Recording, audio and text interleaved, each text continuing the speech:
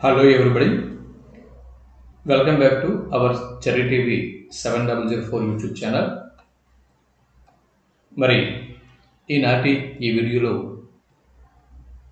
ఇప్పుడు తెలంగాణ రాష్ట్రంలో కానీ లేదా ఆంధ్రప్రదేశ్ రాష్ట్రంలో కానీ రెండు తెలుగు రాష్ట్రాల్లో టెట్ డిఎస్సి అభ్యర్థులకి ఉపయోగపడే విధంగా national curriculum framework 2005 national curriculum framework 2005 ఈ టాపిక్ నుంచి కొన్ని ప్రాక్టీస్ బిట్స్ని మీ ముందు ఈ వీడియో ద్వారా ఉంచుతున్నాను.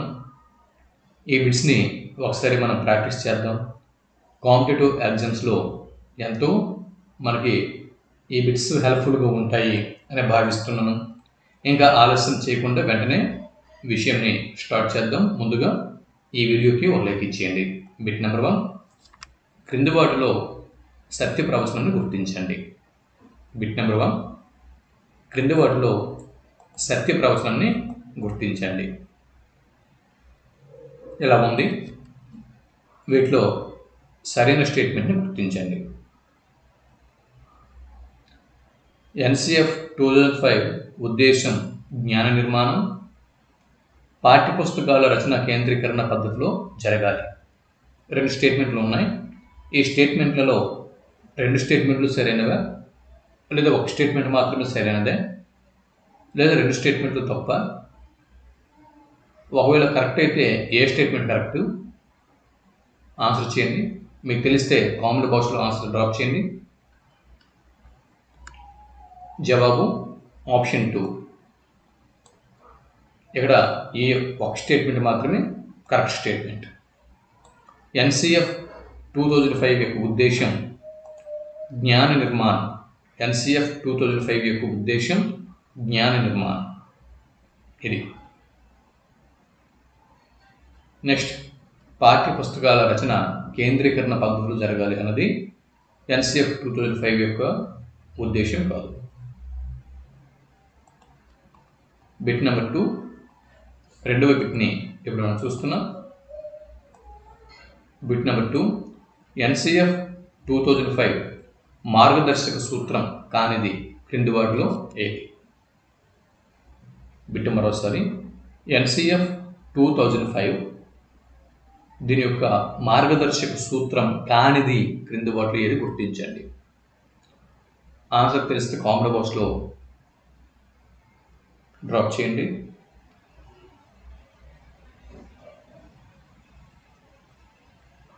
జవాబు ఆప్షన్ 1, పాఠ్య ప్రణాళికలో వ్యవస్థాగత మార్పులు చేపట్టాలి అన్నది ఎన్సిఎఫ్ 2005 మార్గదర్శక సూత్రం కాదు. ఇది రాంగ్ స్టేట్మెంట్. సో మిగిలినవి ఏంటి? పరీక్షలను సరళీకరణం చేయాలి. పరీక్షల సరళీకరణ ఎన్సిఎఫ్ 2005 మార్గదర్శక సూత్రం. అంటే పరీక్షల్లో సరళీకరణ, ఇకపోతే కంఠస్థం చేసే పద్ధతి అది పోవాలి. పరీక్షల్ని సరళీకరణ చేయాలి, కంఠస్థ పద్ధతికి స్వస్తి చెప్పాలి, పాఠశాల జ్ఞానాన్ని బయటి జ్ఞానంతో అనుసంధానం చేయాలి. ఇవన్నీ కూడా ఎన్సిఎఫ్ 2005 మార్గదర్శక సూత్రాలు. ఏంటి? పరీక్షలు సరళీకరణ చేయాలి, బట్టి పద్ధతి కంఠస్థ పద్ధతిని దూరం చేయాలి, పాఠశాల వాతావరణాన్ని బయట వాతావరణం దీనికి అనుసంధానం చేయాలి. ఈ 3 ఎన్సిఎఫ్ 2005 మార్గదర్శక సూత్రాలు. పాఠ్య ప్రణాళికలోని వ్యవస్థాగత మార్పులు అనేది ఎన్సిఎఫ్ 2005 యొక్క మార్గదర్శక సూత్రం కాదు, గుర్తుపెట్టుకోండి. బిట్ నెంబర్ 3, మూడో బిట్ని ఇప్పుడు మనం చూస్తున్నాం. బిట్ నెంబర్ 3, జతపరచండి, మ్యాచ్ ద ఫాలోయింగ్ రూపంలో ఇచ్చాను. సరిగ్గా మనం జతపరచినట్లయితే ఈ 4 ఆప్షన్లలో ఒక ఆప్షన్ కరెక్ట్గా వస్తుంది. అది ఏదో గుర్తించండి.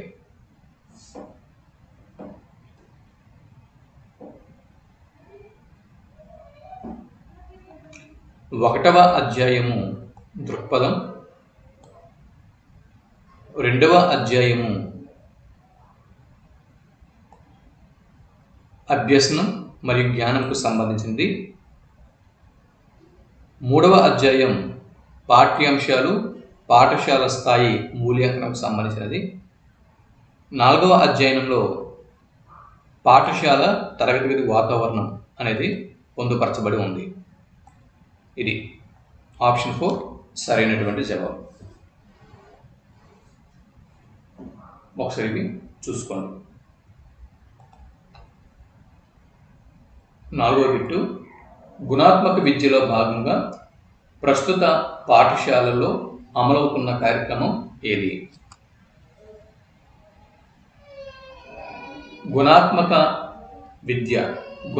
విద్యలో భాగంగా ప్రస్తుత పాఠశాలల్లో అమలవుతున్న కార్యక్రమం క్రింది వాటిలో ఏది? ప్రస్తుతం గుణాత్మక విద్యలో భాగంగా పాఠశాలల్లో LEP అనేది అమలవుతున్నటువంటి కార్యక్రమం. LEP mean learning enhancement programme. Learning enhancement programme. గుణాత్మక విద్యలో భాగంగా ప్రస్తుతం పాఠశాలలో లెర్నింగ్ ఎన్హాన్స్మెంట్ ప్రోగ్రామ్ అనేది అమలవుతుంది. 5వ బిట్ని ఇప్పుడు మనం చూస్తున్నాం. Bit number 5. 6 నుంచి 8 తరగతుల విద్యార్థులకు రోజుకు ఎన్ని గంటలు హోంవర్క్ ఇవ్వాలి అని NCF 2005 పేర్కొంది? Bit number 5. 6 నుంచి 8వ తరగతుల విద్యార్థులకు రోజుకు ఎన్ని గంటలు ఇంటి పని ఇవ్వాలి అని NCF 2005 పేర్కొంది? జవాబు ఆప్షన్ 1 రోజుకి 1 అవర్. 6 నుంచి 8వ తరగతుల విద్యార్థులకు రోజుకు 1 గంట హోంవర్క్ ఇవ్వాలి అని చెప్పి NCF 2005 పేర్కొంది. ఇకపోతే బిట్ నెంబర్ 6, 6వ బిట్. NCF 2005 రవీంద్రనాథ్ ఠాగూర్ రాసిన సివిలైజేషన్ అండ్ ప్రోగ్రెస్ అనే గ్రంథంలో ఏ వాక్యంతో ప్రారంభం అవుతుంది? చూడండి, NCF 2005 నేషనల్ కరికులం ఫ్రేమ్వర్క్ 2005 అనేది రవీంద్రనాథ్ ఠాగూర్ గారు రాసినటువంటి ఒక గ్రంథం. సివిలైజేషన్ అండ్ ప్రోగ్రెస్, ఇది కూడా గుర్తుపెట్టుకోవాల్సి ఉంటుంది. సివిలైజేషన్ అండ్ ప్రోగ్రెస్ అనే గ్రంథంలోని ఏ వాక్యంతో ప్రారంభం అవుతుంది? ఈ విధంగా కనుక బిట్ వస్తే కనుక మనం జవాబు మరొక ఆలోచన లేకుండా ఆప్షన్ 4 సృజనాత్మక శక్తి సహజమైన ఆనందం బాల్యానికి కీలకం అన్న వాక్యంతో NCF 2005 ప్రారంభం అవుతుంది. NCF 2005 ఏ వాక్యంతో ప్రారంభం అవుతుంది? సృజనాత్మక శక్తి సహజమైన ఆనందం బాల్యానికి కీలకం అన్న వాక్యంతో. ఈ వాక్యం ఎందులో ఉంది? సివిలైజేషన్ అండ్ ప్రోగ్రెస్ అనే గ్రంథంలో. ఈ గ్రంథం రచయిత ఎవరు? రవీంద్రనాథ్ ఠాగూర్. ఓకే, 6 బిట్లు అయ్యాయి. ఇప్పుడు 7వ బిట్ని చూద్దాం. Bit number 7. క్రింది వాటిలో NCF 2005 ప్రకారం సరైన వాక్యం ఏది? గుర్తించండి. క్రింద ఏ స్టేట్మెంట్ ఉంది, బి స్టేట్మెంట్ ఉంది. 2 స్టేట్మెంట్లు ఉన్నాయి. ఈ 2 స్టేట్మెంట్లలో ఏ స్టేట్మెంట్ సరైనదో గుర్తించండి.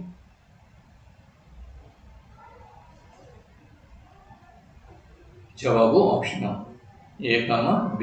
2 అసత్య ప్రవచనాలే, 2 కూడా రాంగ్ స్టేట్మెంట్సే. ఏంటిది? విద్యా హక్కు పరిరక్షణ అథారిటీని ఏర్పాటు చేయాలి అని NCF చెప్పలేదు. NCFని 2005ని MHRD వారు రూపొందించలేదు. NCERT వారు రూపొందించారు.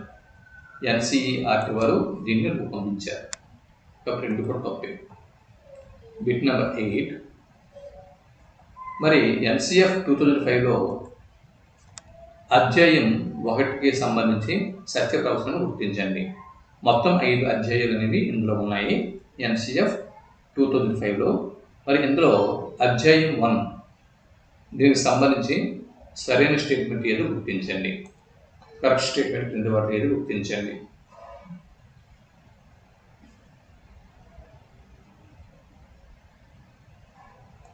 అధ్యాయం 1 భారం లేని విద్యలోని అంశాలు ఆధారంగా పాఠ్య ప్రణాళిక యొక్క భారాన్ని తగ్గించాలి. ఈ ఎన్సిఎఫ్ 2005 అనేది భారం లేని విద్య, లెర్నింగ్ వితౌట్ బర్డెన్ అన్న నినాదంతో వచ్చింది కాబట్టి మరి ఆ నినాదంకి తగ్గట్టు భారం లేని విద్య ఇందులో అంశాలు ఏవైతే ఉన్నాయో వాటిని దృష్టిలో పెట్టుకొని వాటి ఆధారంగా పాఠ్య ప్రణాళికని రూపొందించాలి. భారం లేనటువంటి పాఠ్య ప్రణాళికని రూపొందించాలి, పాఠ్య ప్రణాళిక భారాన్ని తగ్గించాలి అనేది మొదటి అధ్యాయం, 1వ అధ్యాయం. ఇక బిట్ నెంబర్ 9, 9వ అధ్యాయాన్ని 9వ బిట్ని చూద్దాం. బిట్ నెంబర్ 9 ఎన్సిఎఫ్ 2005 ప్రకారం క్రింద వాటిలో రాంగ్ స్టేట్మెంట్ ఏది గుర్తించండి. ఎన్సిఎఫ్ 2005 ప్రకారం క్రింద వాటిలో రాంగ్ స్టేట్మెంట్ ఏది గుర్తించండి. ఆప్షన్ 3 రాంగ్ స్టేట్మెంట్ అండి. మిగిలినవి కూడా ఎన్సిఎఫ్ 2005 ప్రకారం కరెక్ట్ స్టేట్మెంట్స్. ఉపాధ్యాయుడు ఉత్తమ సంధానకర్తగా ఉండాలి అని చెబుతుంది. ప్రవేశ పరీక్షలకి ఉత్తమమైనటువంటి నోడల్ ఏజెన్సీలు ఉండాలి అని చెబుతుంది. +2 అంటే ఇంటర్మీడియట్ వరకు పని ఆధారిత విద్యను ప్రవేశపెట్టమని చెబుతుంది. +2 వరకు పని ఆధారిత విద్య, ప్రవేశ పరీక్షలకు ఉత్తమ నోడల్ ఏజెన్సీ, ఉపాధ్యాయుడు ఉత్తమ సంధానకర్తగా ఉండాలి. ఇవన్నీ కూడా ఎన్సిఎఫ్ 2005కి సంబంధించినవి. క్యాపిటల్ రుసుము దీనికి సంబంధించిన statement wrong statement. Bit number 10, 10వ బిట్ని ఇప్పుడు మనం చూద్దాం. 10వ బిట్ని ఇప్పుడు మనం చూద్దాం. బిట్ నెంబర్ 10 దీన్ని చూద్దాం. అధ్యాయం అంటే వివిధ అధ్యాయాలు అనేవి ఉన్నాయి. ఎన్సిఎఫ్లో మొత్తం అధ్యాయాల సంఖ్య 5 అని చెప్పుకున్నాం కదా. ఇందులో 5వ అధ్యాయం ఇచ్చారు, 4వ అధ్యాయం ఇచ్చారు, 2వ అధ్యాయం ఇచ్చారు, అలాగే మార్గదర్శక సూత్రాలు అనేవి ఇచ్చారు. వీటిని ఆ పక్క వాటితో మనం జతపరిస్తే ఒక కరెక్ట్ ఆప్షన్ అనేది వీటిలో వస్తుంది. అది ఏదో గుర్తించాలి.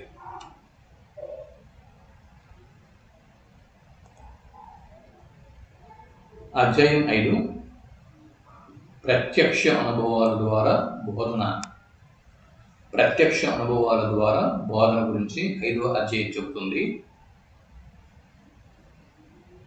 బాగా చూడండి.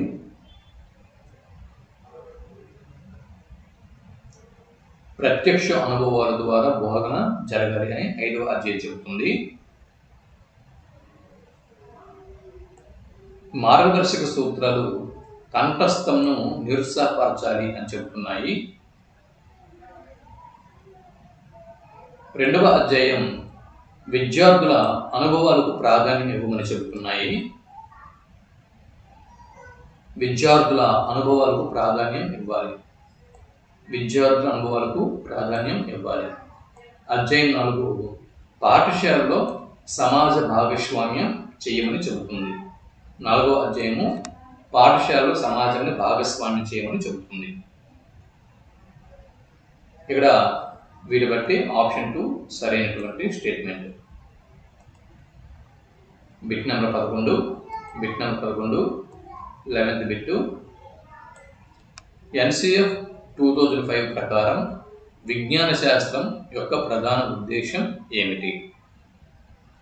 ఎన్సిఎఫ్ 2005 ప్రకారం విజ్ఞాన శాస్త్రం యొక్క ప్రధాన ఉద్దేశం ఏమిటి? జవాబు ఆప్షన్ 2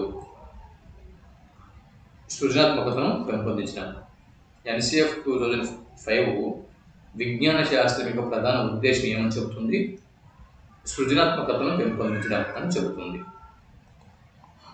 12వ బిట్ని ఇప్పుడు మనం చూస్తున్నాం. బిట్ నెంబర్ 12 ఎన్సిఎఫ్ 2005 ప్రకారం పాఠ్య ప్రణాళిక రూపకల్పన ఎలా ఉండాలి? ఎన్సిఎఫ్ 2005 ప్రకారం ఎన్సిఎఫ్ 2005 గురించి మనం మాట్లాడుకుంటున్నాం కదా ఈ వీడియోలో.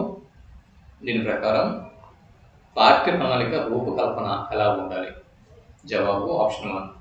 అభ్యాసకుల వికాసాన్ని దృష్టిలో ఉంచుకొని వారి వికాస ప్రకార్యాలకు అనుగుణంగా తయారు చేయాలి. ఇది పాఠ్య ప్రణాళిక ఎలా ఉండాలి? అభ్యాసకులు అంటే ఎవరు? స్టూడెంట్స్. వారి యొక్క వికాసాన్ని దృష్టిలో పెట్టుకోవాల్సి ఉంటుంది. వారి యొక్క వికాస ప్రకార్యాలకు అనుగుణంగా ఈ పాఠ్య ప్రణాళిక రూపకల్పన అనేది జరగాల్సి ఉంటుంది. సో పాఠ్య ప్రణాళిక రూపకల్పన అనగానే వికాస ప్రకార్యాలు అన్న విషయం అనేవి గుర్తుకు రావాల్సి ఉంటుంది. ఈ వికాస ప్రకార్యాలను దృష్టిలో పెట్టుకుని వీటికి అనుగుణంగా పాఠ్య ప్రణాళిక రూపొందాలి. బిట్ నెంబర్ 13 13వ బిట్ మనం చూసుకున్నాం. చూడండి, తరగతి గదిలో వైయక్తిక భేదాల జ్ఞానం ఉపాధ్యాయునికి ఎందుకు ఉపయోగపడుతుంది? తరగతి గదిలో వైయక్తిక భేదాలు, మనకు తెలుసు వైయక్తిక భేదాలు అంటే ప్రతి స్టూడెంట్ మధ్య ఎంతో కొంత వైయక్తిక భేదాలు అనేవి ఉంటాయి. అందు గురించే A grade, B grade, C grade, D grade ఇలా స్టూడెంట్స్లో గ్రేడింగ్స్ అనేవి ఉంటాయి. మనకు తెలుసు ఆ విషయం. దీని గురించి ఎక్కువగా మనం ప్రొలాంగ్ చేయొద్దు. తరగతి గదిలో వైయక్తిక భేదాల యొక్క జ్ఞానం ఉపాధ్యాయునికి ఎందుకు ఉపయోగపడుతుంది? జవాబు బోధన అభ్యసన కృత్యాల రూపకల్పనకు. బోధన అభ్యసనం, టీచింగ్ లెర్నింగ్ యాక్టివిటీస్ని రూపొందించేందుకు ఇది ఉపయోగపడుతుంది. కాబట్టి తరగతి గదిలోకి ఒక ఉపాధ్యాయుడు ప్రవేశించినప్పుడు విద్యార్థుల యొక్క వైయక్తిక భేదాన్ని మొదటిగా స్టడీ చేయాల్సి ఉంటుంది. స్టూడెంట్స్ యొక్క వైయక్తిక భేదాలు ఆధారంగా ఏ కాన్సెప్ట్స్ని తరగతి గదిలో ఎలా బోధించాలి, అందుకు బోధన అభ్యసన కృత్యాలు ఏ విధంగా రూపొందించుకోవాలి, అవన్నీ కూడా ఉపాధ్యాయుడు నిర్ణయించుకుంటాడు. కాబట్టి ఇలా బోధన అభ్యసన కృత్యాల రూపకల్పనకు తరగతి గదిలోని స్టూడెంట్స్ యొక్క వైయక్తిక భేదాల జ్ఞానం అనేది అవసరం ఉంది ఉపాధ్యాయుడికి. బిట్ నెంబర్ 14 బిట్ని ఇప్పుడు మనం చూస్తున్నాం. బిట్ నెంబర్ 14 బిట్ని ఒకసారి మనం స్టడీ చేసినట్లయితే ఉపాధ్యాయ శిక్షణలో ఏ విద్య ఒక భాగంగా ఉండాలి? ఉపాధ్యాయ శిక్షణలో ఏ విద్య ఒక భాగంగా ఉండాలి? ఇదే బిట్ మనకు ఎగ్జామ్లో వస్తే మనం సరైన జవాబుగా దీన్ని గుర్తించగలం. జవాబు ఆప్షన్ 4 శాంతి విద్య. ఉపాధ్యాయుడికి తరగతి గదిలో అంటే ఉపాధ్యాయుడు చాలా పేషెన్స్తో మ్యాక్సిమం ఎక్కువ శాంతిగా తాను విద్యార్థులతో డీల్ చేయాల్సి ఉంటుంది. అంటే తన సహచర ఉపాధ్యాయులతో కానీ, కొలీగ్స్తో కానీ, సో తన స్కూల్ వాతావరణంలో కానీ, పేరెంట్స్తో కానీ, పిల్లలతో కానీ కాస్త పీస్ఫుల్ మైండ్తో ఉపాధ్యాయులు ప్రవర్తించారు. కాబట్టి ఉపాధ్యాయ శిక్షణలో శాంతి విద్య అనేది ఒక భాగంగా ఉండాలి అని ఎన్సిఎఫ్ 2005 పేర్కొనడం జరిగింది. బిట్ నెంబర్ 15 బిట్ని ఇప్పుడు మనం చూద్దాం. బిట్ నెంబర్ 15 సామాజిక శాస్త్రానికి సంబంధించి సామాజిక శాస్త్రం సోషియాలజీ, మరి దానికి సంబంధించి ఒక రాంగ్ స్టేట్మెంట్ అనేది ఉంది. అది ఏదో గుర్తించండి. రాంగ్ స్టేట్మెంట్ని ఐడెంటిఫై చేయండి.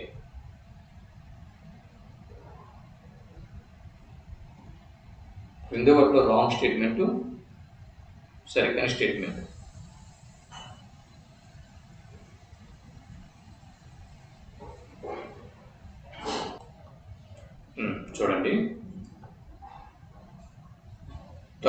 Wrong statement.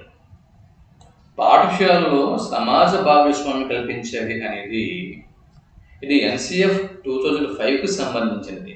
సామాజిక శాస్త్రానికి సంబంధించింది కాదు. సామాజిక శాస్త్రం అంటే సోషియాలజీ ఏం చెబుతుంది, సామాజిక శాస్త్రం ఏం చెబుతుంది, గతం పట్ల పిల్లల దృక్పథం ప్రభావితం చేసేలా చరిత్ర ఉండాలి. ఇది సోషియాలజీకి సంబంధించినటువంటి అంశం.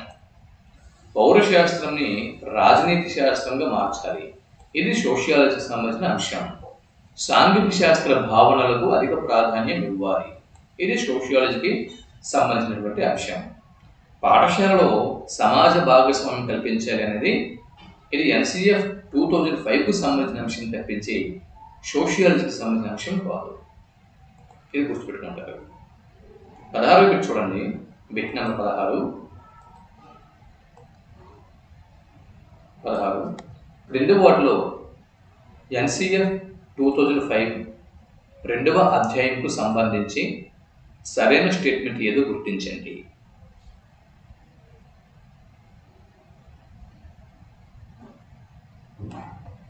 జవాబు ఆప్షన్ 2. బోధనా పద్ధతులు ప్రశ్నించడానికి, ఆలోచించడానికి అవకాశం అనేది కల్పించాలి. అంటే మనం ఎన్నుకునేటటువంటి బోధనా పద్ధతులు, తరగతి గదులకు వెళ్ళే ముందు మనం ప్రతి కాన్సెప్ట్కి కొన్ని బోధన పద్ధతులను తయారు చేసుకుంటాం. మరి ఈ బోధన పద్ధతులు ఎలా ఉండాలంట? విద్యార్థులు ప్రశ్నించడానికి అనువుగా ఉండాలి. విద్యార్థులు వారిలోని ఆలోచనలు బయటకు తీసేందుకు అవకాశం కల్పించే విధంగా ఉండాలంట. ఇలా చెబుతున్నటువంటి అధ్యాయం ఎన్సిఎఫ్ 2005లోని 2వ యూనిట్ లేదా 2వ అధ్యాయం. 17వ బిట్ని ఇప్పుడు మనం చూద్దాం. Bit number 17. 17వ బిట్ని చూసినట్లయితే కనుక ఎన్సిఎఫ్ 2005 ప్రకారం శిశు కేంద్రీకృత విద్యకు సంబంధించినది అంటే శిశు కేంద్రీకృత విద్యకు సంబంధించి రాంగ్ స్టేట్మెంట్ కింద వాటిలో ఏది గుర్తించండి.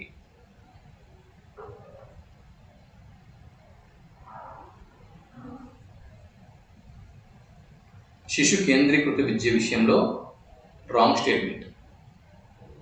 జవాబు ఆప్షన్ 3. ఇది wrong statement. Option 3 wrong statement. Option 3 అనేది రాంగ్ స్టేట్మెంట్. ఎందుకు చూద్దాం. పిల్లల అనుభవాలకు అవకాశం కల్పించాలి అని ఎన్సిఎఫ్ 2005 చెబుతుంది. అలాగే విద్యార్థుల యొక్క క్రియాశీలక భాగస్వామ్యానికి ప్రోత్సాహం ఇస్తుంది. పిల్లల ఆలోచనలకు స్థానం కల్పించాలి అని చెబుతుంది. జ్ఞాన నిర్మాణంలో ఉపాధ్యాయుడు క్రియాత్మకంగా ఉండాలి అని ఎన్సిఎఫ్ 2005 చెప్పట్లేదు.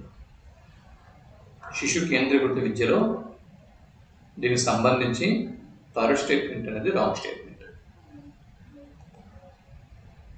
Bit number 18. 18వ బిట్ని ఇప్పుడు మనం చూద్దాం. Bit number 18. 4వ అధ్యాయంకు సంబంధించి సరైన స్టేట్మెంట్ ఏదో గుర్తించాలి. 4th unit NCF 2005లోని 4th unit. దీనికి సంబంధించి సరైన స్టేట్మెంట్ ఏదో గుర్తించండి. ప్రతి విద్యార్థి ఆసక్తులకు, శక్తి సామర్థ్యాలు, విద్యార్థుల యొక్క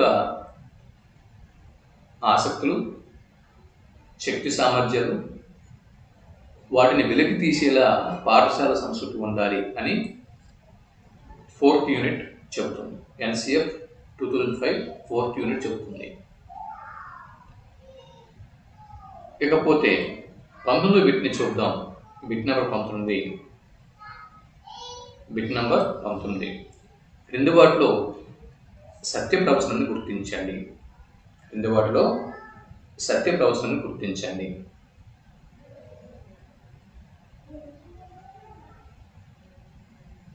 క్రింద ఏ స్టేట్మెంట్, బి స్టేట్మెంట్ రెండు ఉన్నాయి. వాటిలో సత్యప్రవచనాన్ని గుర్తించండి. 5వ అధ్యాయం పరీక్ష మరి సంస్థాగత సంస్కరణల గురించి తెలియజేస్తున్నది రాంగ్. ఇది రాంగ్ స్టేట్మెంట్. ఇక్కడ జస్ట్ వెయిట్. ఇక్కడ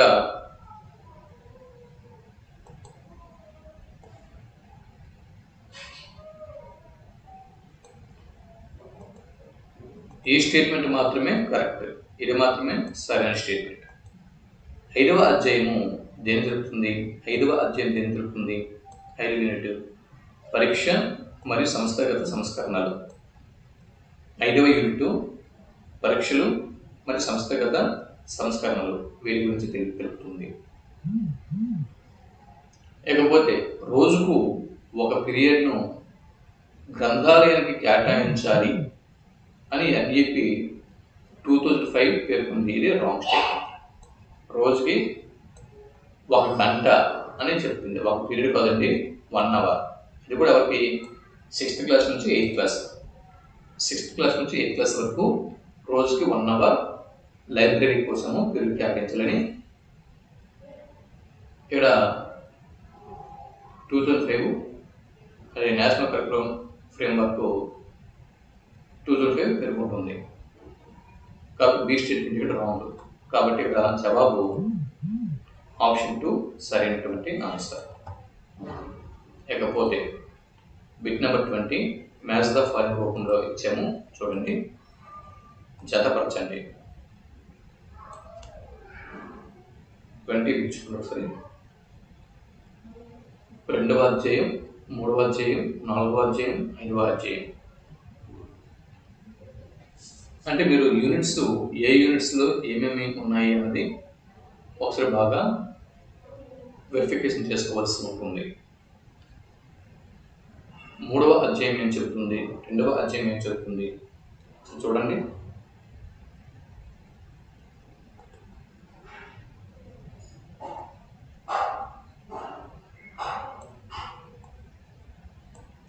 మూడవ అధ్యాయము మాతృభాష అత్యుత్తమమైనటువంటి బోధన భాష అని చెబుతుంది. మాతృభాష అంటే మాతృభాష గురించి చెప్తున్నటువంటి అధ్యాయం 3వ అధ్యాయం. ఇకపోతే 2వ అధ్యాయం ఏం చెప్తుంది? బోధన వ్యూహాల గురించి చెప్తుంది. బోధన వ్యూహాల్లో పిల్లల అనుభవాలకు చోటు అన్న విషయం చెబుతుంది.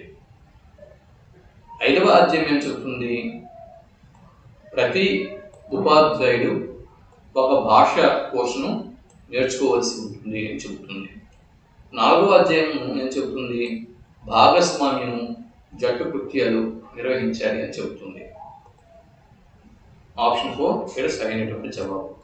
ఏ అధ్యాయంలో ఏమేమి అంశాలు అనేవి ఉంటున్నాయో అనేది బాగా స్టడీ చేయండి. వీటి గురించి సింపుల్గా ఒక కోడింగ్ అధ్యాయాల గురించి ఎన్సిఎఫ్ 2005 అధ్యాయాలు వాటి కోడింగ్ గురించి నేను నెక్స్ట్ వీడియోలో చెప్తాను. ఎలా సింపుల్గా గుర్తుపెట్టుకోవాలనేది నేను ఈ వీడియో పూర్తి చూడండి. తర్వాత వీడియోలో ఈ అధ్యాయాలు ఆ అధ్యాయంలో ఉన్నటువంటి అంశాలని ఎలా గుర్తుపెట్టుకోవాలి, కన్ఫ్యూజ్గా అవ్వకుండా, కంట్రస్ట్ పెట్టకుండా ఎలా గుర్తుపెట్టుకోవాలి, దానికి ఒక సింపుల్ కోడ్ అని చెప్తాను. నెక్స్ట్ వీడియోలో వాటి గురించి నేను చూద్దాం, ఎక్స్ప్లెయిన్ చేస్తాను. ఈలోపు వీడియో చూడండి. 21వ బిట్టు 5వ అధ్యాయంకు సంబంధించి సరైన స్టేట్మెంట్ ఏదో గుర్తించండి. సత్య ప్రవచనాన్ని గుర్తించండి. జవాబు గ్రామ స్థాయిలో విద్యా వ్యవస్థను బలోపేతం చేయాలి అని 5వ యూనిట్ చెబుతుంది. ఎన్సిఎఫ్ 2005 5th యూనిట్ అనేది చెబుతుంది. ఓకే, 22వ బిట్ని ఇప్పుడు మనం చూద్దాం. 22వ బిట్టు బిట్ నెంబర్ 22. 22వ బిట్ని మనం చూద్దాం.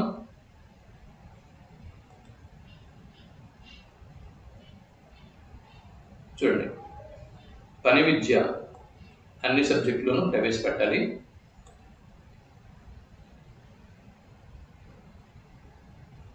Next sorry 1 minute.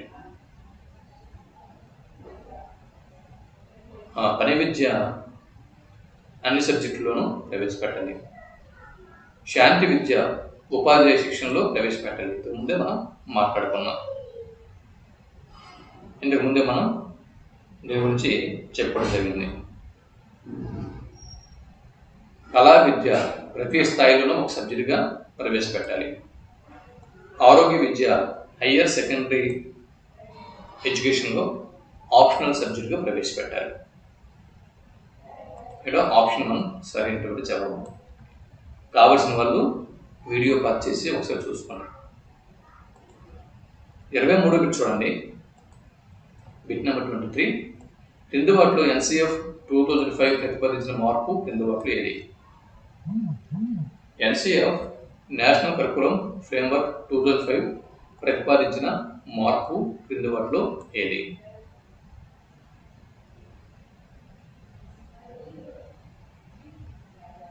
విస్తృత సామాజిక పరిసరాల్లో అభ్యసనం సరైనటువంటి జవాబు. 24 బిట్టు జ్ఞాన నిర్మాణానికి సంబంధించి సత్య ప్రవచనాన్ని గుర్తించండి. జ్ఞాన నిర్మాణానికి సంబంధించి సత్య ప్రవచనాన్ని గుర్తించండి.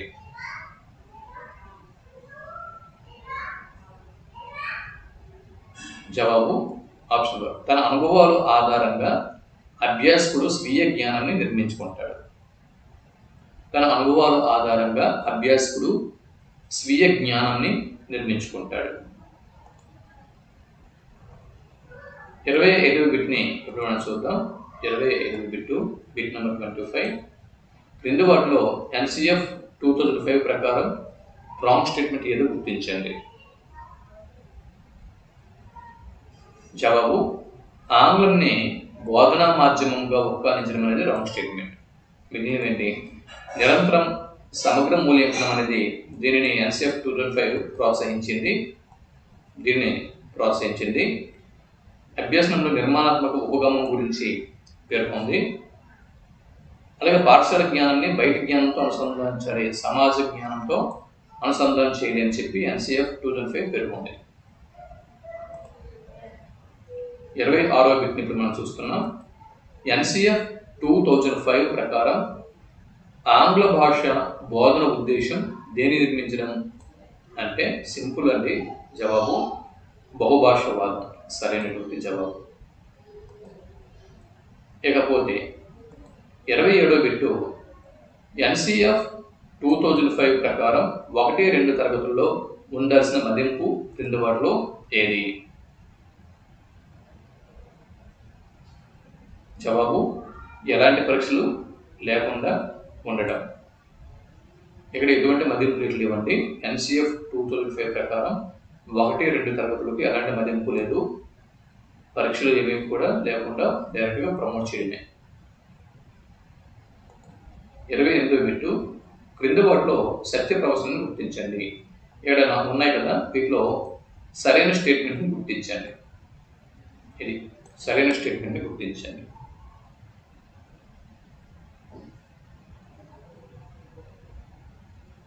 ఎస్, ఆప్షన్ ఏ ఇది సరైనటువంటి అంశం. ఎన్సిఎఫ్ 2005 ఇంతకు ముందే మీకు నేను చెప్పాను. Learn without burden. అవునా? దీని యొక్క నినాదం ఏంటి? ఎన్సిఎఫ్ 2005 యొక్క నినాదం, ఎన్సిఎఫ్ 2005 యొక్క నినాదం ఏంటండి? ఒత్తిడి లేని అభ్యసనం. ఏ స్టేట్మెంటు? Correct statement. హయ్యర్ సెకండరీలో ప్రాచీన భాషలు ప్రవేశపెట్టడం రాంగ్. ఇక్కడ ఆప్షన్ 2 సరైనటువంటి జవాబు. ఇకపోతే 29వ బిట్ మనం చూద్దాం. 29వ బిట్ నెంబర్ 29. 29వ బిట్ అంతర్దృష్టితో కూడిన అభ్యసనం కోసము వివిధ సబ్జెక్టుల మధ్య జ్ఞానాన్ని అనుసంధించాలని ఎన్సిఎఫ్ 2005లో ఏ అధ్యయనం తెలుపుతున్నది? 2వ అధ్యయనం, సెకండ్ యూనిట్. సరైనటువంటి జవాబు. ఉపాధ్యాయుడు విద్యార్థుల అవసరాలకు అనుగుణంగా బహుళ పాఠ్య పుస్తకాలు ఏ పాఠశాలలో అందుబాటులో ఉండాలి అని ఈ ప్రశ్న ఏంటండి. ఉపాధ్యాయులు మరియు విద్యార్థుల అవసరాలకు అనుగుణంగా బహుళ పాఠ్య పుస్తకాలు పాఠశాలలో అందుబాటులో ఉండాలి అని ఏ అధ్యాయంలో పేర్కొన్నారు? ఉపాధ్యాయులకు మరియు విద్యార్థులకు వీరి అవసరాలకు అనుగుణంగా బహుళ పాఠ్య పుస్తకాలు అనేవి పాఠశాలల్లో అందుబాటులో ఉండాలి అని ఏ అధ్యాయం చెబుతుంది?